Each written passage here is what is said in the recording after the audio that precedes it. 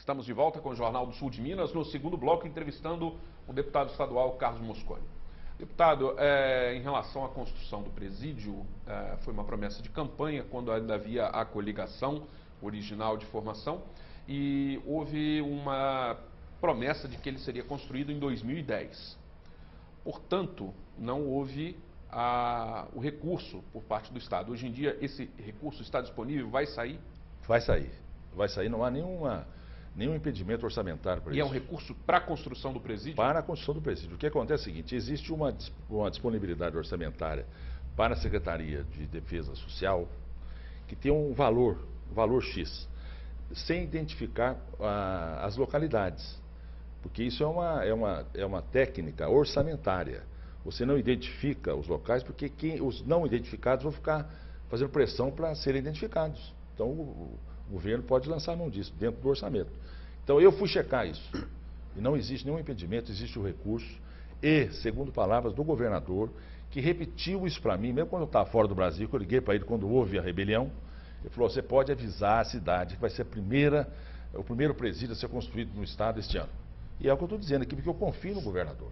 Então não há nenhum problema orçamentário, tem recurso para isso e tem a decisão do governo, que eu confio plenamente de que o presídio vai ser feito. E por que não foi construído anteriormente? Porque poderia ter sido construído no ano passado, pelo menos o início dele, mas houve demoras também aqui, como nós sabemos, que são demoras da burocracia e da política.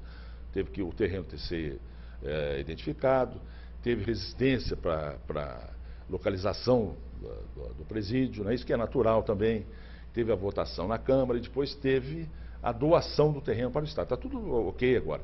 O ano passado nós tivemos um problema que esse ano se repetiu, mas não com tanta intensidade do ano passado, com o negócio das chuvas. Nós tivemos 200 e tantas cidades, 250 cidades em situação de emergência e parte dos recursos do Estado teve que ser transferido para o socorro a essas cidades. Esse ano nós tivemos isso também, mas eu sei que em menor intensidade. E, diante da gravidade do que aconteceu, isso eu quero dizer para vocês, houve um fato, houve uma rebelião. Esse fato não pode ser desprezado pelo governo e por ninguém.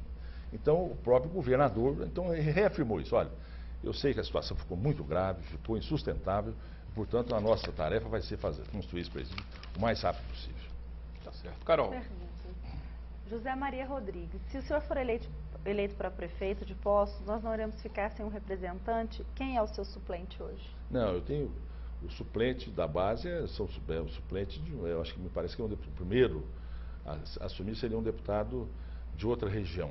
Não seria da nossa região, pode ser, eu acho, da Zona da Mata, não sei o quê. Então, naturalmente, o meu suplente não é da região. Então, a cidade ficaria sem o deputado, sem dúvida nenhuma. Isso é uma questão que se coloca e que eu quero até valorizar esta indagação que foi feita, porque ela é real.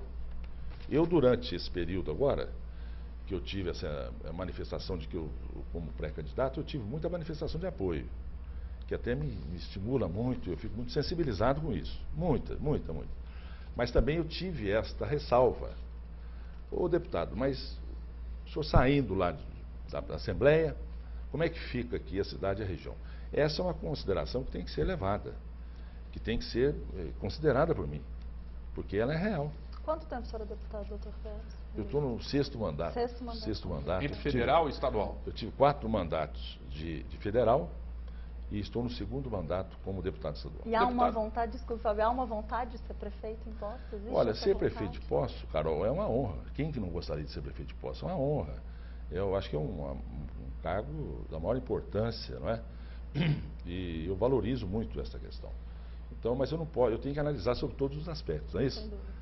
Eu sempre brinco, eu estou ainda inexperiente, preciso adquirir É mais verdade, experiência. brinca bastante, viu, doutor Carlos? Deputado, me permita fazer uma consideração. Pois não. O senhor tem aí uma grande, vamos dizer, uma graduação dentro do PSDB nacional, né? Foi deputado constituinte e também dispõe de uma amizade, podemos dizer, muito próxima, íntima com o governador, com o senador. E, de uma forma ou de outra, saindo do legislativo, vindo para o executivo em Poços de Caldas, isso não se perderia? Não se perderia de maneira nenhuma, até porque isso implicaria, Zambrano, num entendimento com eles também, entendeu? Isso é muito importante porque tem coisas futuras a acontecerem. Tem o projeto do Aécio, que foi um grande governador, que foi um grande benfeitor da nossa cidade. E possivelmente será o candidato à presidência da República nas próximas eleições. E, naturalmente, envolve aí o compromisso nosso com ele, com o governador Anastasia. Não é? Então, isso tudo passa por esse entendimento. Por isso que eu estou dizendo que essas, vamos dizer assim, essas situações na política, elas dependem muito dessas conversas e desses entendimentos. Porque a situação é de grande responsabilidade e, vamos dizer assim, afeta o bem-estar das pessoas. Porque se a cidade estiver bem, vamos dizer assim, contemplada, o benefício chega para a população da cidade. Então a gente não pode esquecer isso de maneira alguma, nessas conjecturas que a gente está fazendo agora, isso também tem que ser levado em consideração. E a sua pergunta tem um grande peso. Importante o que você falou aí. Obrigado. Eu gostaria de perguntar ao deputado. O deputado como disse, já tem 4 mandatos de deputado federal, 2 mandatos de deputado estadual, foi deputado federal constituinte. Foi. Né? E alguns órgãos de imprensa de Poços de Caldas insistem em chamar o senhor de coronel. Eu queria saber o seguinte,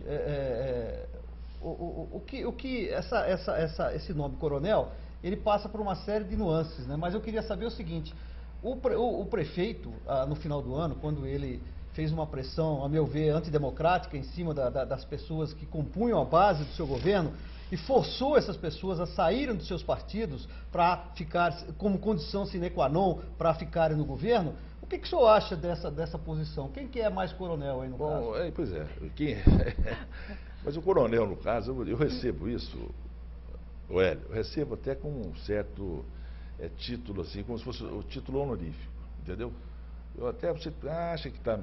Não, mas, sei lá, de repente é um elogio, compreende? Coronel é um posto de alta graduação, não é isso, nas Forças Armadas. Eu, então, entendo até... E veja bem, eu fico tranquilo, satisfeito, feliz, porque eu estou recebendo esse título. Esse título não é tão antigo para mim, é mais recente, né? Mas meus mandatos... nas minhas 6 eleições de deputado, eu sempre fui deputado extremamente bem votado aqui na cidade. Eu quero dizer, eu me orgulho demais do apoio que eu tenho na cidade, do reconhecimento do meu trabalho na cidade. Fico extremamente feliz com isso.